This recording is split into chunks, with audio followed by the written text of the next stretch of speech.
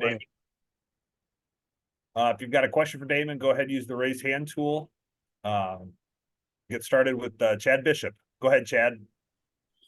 Hey, Damon, we talked Saturday night about sense of urgency, not a lot of time left. Do you think the guys sense that, or is that something you got to drive into them the next couple of days? Even in defeat on Saturday, I feel like we're really close. I just think like the last couple games I've seen the guys actually holding themselves accountable, and that's what teams that, you know, eventually are really good. That's what they do. It's not always the coaches, not always the coaches aren't always the ones that's trying to motivate, and not always preaching the same thing. I think that the these guys, whether it's been in the huddle, whether it's been in the locker room, like I just hear a lot of chirping, the right chirping. You know what I mean? And so I really do. I feel like, record wise, it might not show, but I think that we're getting better, and I think that we still can turn a corner. And then a follow up: do you all look at plus minus on the stat sheet, or are there any analytical numbers you guys look at outside of the traditional stats? Uh, no, I mean I look at it, but and I value it. I value everything. I actually value everything that you said, but I also know that sometimes, it can be overrated when you start to dig deep into the stat. It could be a guy could be plus 10 and he just happened to be on the court when the good players, when the guys had a run. Not taking nothing away from that guy, but you know, um, a lot of times I look at 3-point percent. I look at the 3-pointers made, how many threes a team makes as an indicator of how well we've played defensively. For instance, I look at assists to see how well we played offensively, for instance, because defensively, if you can eliminate the threes beat you, twos don't, you could have success. Now, with that being said, offensively, the ball is moving when you have a lot of assists. We'll go next to Connor O'Neill. Damon, speaking of made threes and made shots in general, Wake is coming off a game where they were really, really hot. How do you evaluate a game like that, knowing that percentage-wise, they're probably not going to shoot 66% in back-to-back games? I'm not going to look at that film. I didn't look at it. I seen the score, and I'm throwing the game out. I'm not going to look at it, because their numbers are as for an offensive team, just in general, they got great numbers. You know, um, they're four players averaging double figures, but really high percentages with that. So, um, I would say for me, it's just more so um, whether they making those or missing those, we got to do a good job of contesting those. The 3-pointer is big for them. They have two really really high level guards, and so we got our hands full from the standpoint of trying to take away the three. And I look forward to the challenge, but we definitely got our hands full with Wake. Really good offensive team. David Teal. Go ahead, sir. Damon, you mentioned hearing the right kind of chirping from your locker room with guys holding one another accountable. Are there any one or two players who you have particularly heard? No, the crazy thing is it's kind of been everybody. You know, I don't know if we got a leader. I don't know if we have a single guy.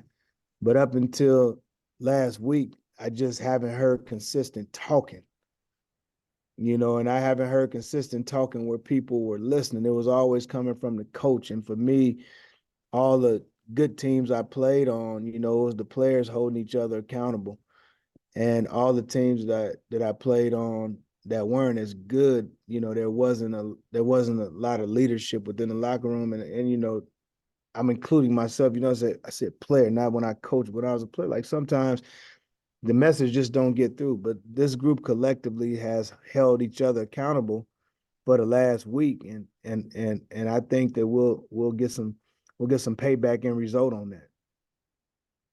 Nathan in the end of games especially, seems to have a fearlessness about him and this desire to embrace big moments.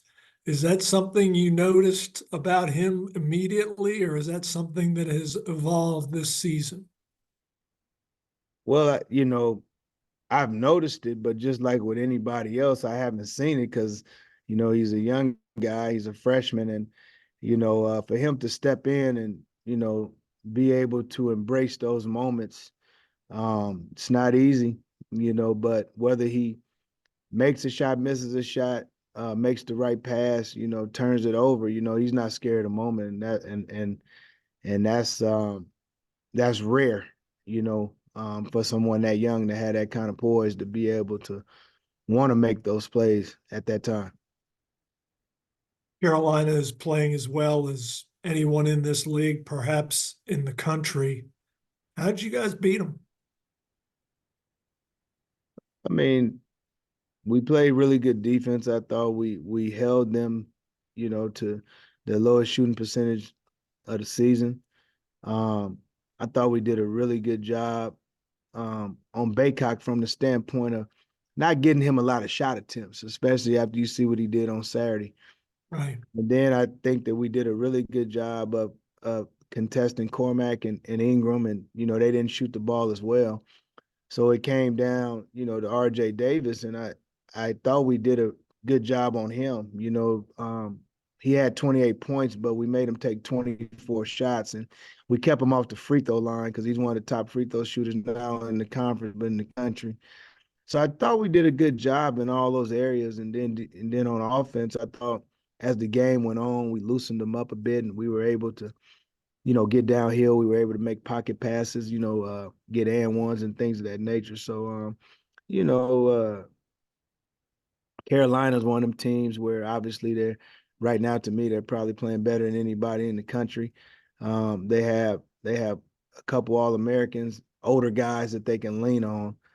And we were fortunate to win the game, but our guys were locked in. And hopefully, as we move forward, we can lock in on the rest of these games because we got 3 wins in conference, but the top of the league out of the equation, probably from any other team, probably 3 of the more impressive wins. You beat Duke, you beat Carolina, and then you go to Clemson and beat Clemson. That's a tough place to play. Was it even more impressive, your game against Carolina, considering that Ndongo went out so early? Yeah, it was. I was really happy for the guys, the collective whole, because obviously when he went down, we were all, concerned. And then when he didn't come back in the game, guys stepped up. You have to give him credit. Ty stepped up. Tafar stepped up. There were a lot of guys that can take a little credit in the success of why we won that game. So no, it was a great team effort. I said that after the game, and that was the biggest reason why. Damon, thank you for the time. Appreciate it. All right, now, thank you. Yeah, Appreciate we'll see you next week. it. Thank you.